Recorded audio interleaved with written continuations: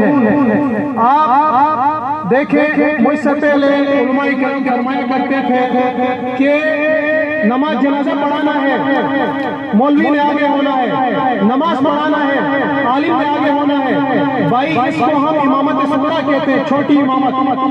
امامت کبریٰ جو ہے خلافت فی الارض، زمین کے اندر اللہ کا بول بالا کرنا، یہ بھی علماء کی ذمہ داری ہے۔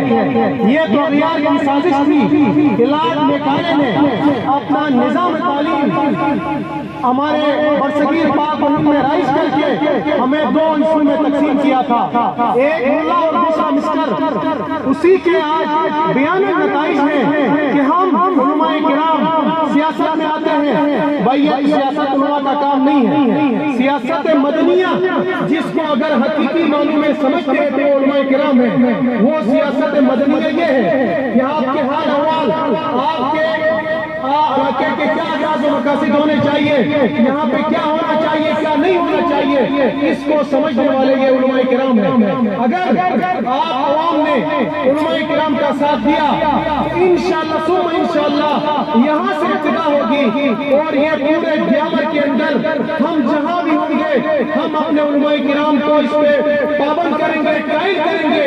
علماء جب جمع ہوں گے تو وہ انقلاب لا کر ہی دم لیں گے۔ تو میں آپ سب سے گزارش کرتا ہوں اور ہم یہ توقع بھی رکھتے ہیں بحیثیت غیرت مند قوم آپ علماء کا ساتھ دیں گے، تو میں انشاءاللہ یہاں سے ہماری جو ہم علماء کرام تشریف لائے باہر سے، انشاءاللہ ہم یہ پیغام لے کر جائیں گے کہ داریل کے اندر ہم ایک ایسے اجتماع سے ہو کر آئے ہیں جہاں پر ملا اور مسٹر، عوام اور علماء ایک پلیٹ فارم پہ جمع تھے۔